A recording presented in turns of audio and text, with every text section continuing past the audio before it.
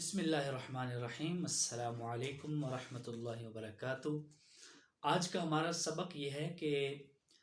تیمم کب کب ہم کر سکتے ہیں، یعنی کون کون سے ایسے سبب ہیں کہ جہاں ہم تیمم کر سکتے ہیں، وہ پائے جائیں تو ہم تیمم کر سکتے ہیں۔ تو یاد رکھیے کہ تیمم کو جائز کرنے والے جو اسباب ہیں ان میں سے پہلا سبب یہ ہے کہ پانی کا آدھا گھنٹہ دور ہونا، یعنی جس جگہ پہ آپ موجود ہیں وہاں سے آدھا گھنٹہ دور پانی پایا جاتا ہے۔ یعنی 2 کلومیٹر کے فاصلے پر وہ پانی موجود ہے، تو ظاہری بات آپ اتنا چل کے جائیں گے، پیدل جائیں گے تو پھر وہاں پہنچتے پہنچتے نماز کا وقت نکل جائے گا، تو اب آپ تیمم کر کے نماز پڑھ سکتے ہیں۔ یہ تب کی بات ہے جب آپ کا غالب گمان ہے کہ پانی اتنا دور ہے، لیکن اگر آپ کو یہ معلوم ہے یا کسی سے پوچھ کے پتہ چل سکتا ہے کہ بھائی پانی تھوڑا چلنے سے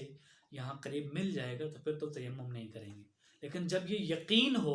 اور غالب گمان ہو کہ پانی اتنا دور ہے کہ ہم پانی تک پہنچیں گے تو نماز کا وقت نکل جائے گا، تو ایسی صورت میں آپ تیمم کر کے نماز پڑھ سکتے ہیں۔ اور دوسری چیز جو تیمم کو جائز کرتی ہے وہ ہے دشمن کا خوف۔ جب آپ کو دشمن کا خوف ہو کہ آپ باہر نکلیں گے تو دشمن مار ڈالے گا، جیسے آج کل مقبوضہ کشمیر کی صورتحال ہے کہ وہاں پہ مسلمانوں کو یہ خدشہ لاحق ہوتا ہے کہ باہر نکلیں گے تو کوئی مار نہ دے، تو ایسی صورت میں یا جہاں کہیں بھی ایسا معاملہ ہو کہ دشمن کا خوف آپ کو لاحق ہو، تو ایسی صورت میں آپ گھر میں ہی تیمم کر لیں، نماز ادا کر لیں، باہر نہ نکلیں۔ اور اسی طرح کسی درندے وغیرہ کا خوف ہو، مثلا آپ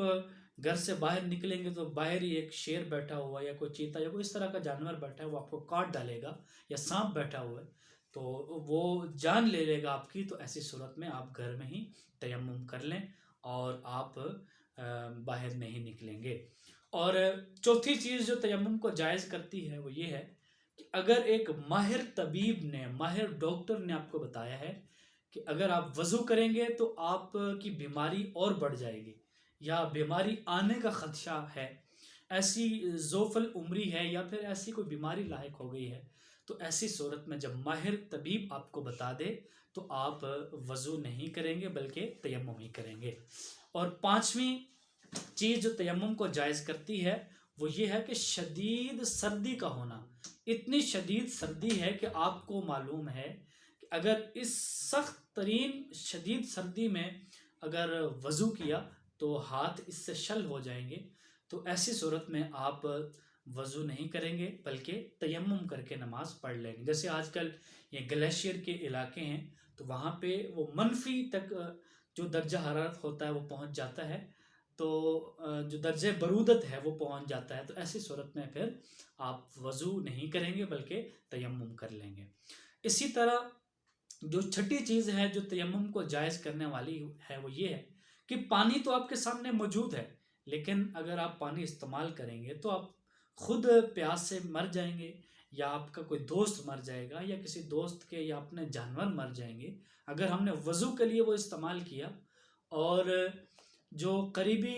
دوست ہے یا اس کے جانور ہیں وہ مر جائیں گے پیاس کی وجہ سے، تو پھر آپ تیمم کر لیں اور اس پانی کو وہاں استعمال کریں، پیاس بجھانے کے لیے استعمال کریں، وہاں پہ آپ تیمم کریں گے۔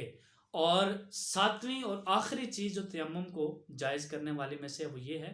کہ نماز عید اور نماز جنازہ کے فوت ہو جانے کا خدشہ ہو۔ مثلا آپ نماز عید پڑھنے کے لیے گئے اور عید کی نماز کھڑی ہو گئی، اور آپ کو پتہ ہے کہ میں نے اگر وضو کیا تو نماز عید نکل جائے گی، تو ایسی صورت میں آپ فوری طور پر تیمم کر کے نماز میں شامل ہو جائیں، کیونکہ عید کی کوئی قضا نہیں ہے۔ اس طرح جنازہ اگر وہ صف بندی ہو گئی ہے اور نیت کی جا رہی ہے اور اگر آپ وضو کرنے لگ جائیں گے جنازہ نکل جائے گا، اس کی بھی قضا نہیں ہے، تو ایسی صورت میں آپ تیمم کر کے فوراً آپ نماز جنازہ میں شامل ہو جائیں۔ لیکن ایک بات یاد رکھیے کہ جنازے کے لیے تیمم وہ شخص کرے گا جو میت کا ولی نہیں ہے، یعنی جو ولی وہ ہوتا ہے جو میت کے لیے کفن دفن کا اہتمام کرتا ہے، تو وہ تو وضو کرے گا، کیونکہ وہ چاہے تو جنازے کو رکوا سکتا ہے، ابھی میں وضو کر لوں پھر جنازہ پڑھیں گے۔ لیکن عام جو بندہ ہے جو میت کا ولی نہیں ہے، تو اگر جنازہ نکل رہا ہے تو وہ پہلے تیمم کر لے فوراً اور نماز جنازہ میں شامل ہو جائے۔ تو یہ ہیں وہ اسباب کہ جن کے پائے جانے کے وقت ہم تیمم کر سکتے ہیں۔ اللہ مجھے آپ کو توفیق عمل نصیب فرمائے۔ والسلام علیکم ورحمۃ اللہ وبرکاتہ۔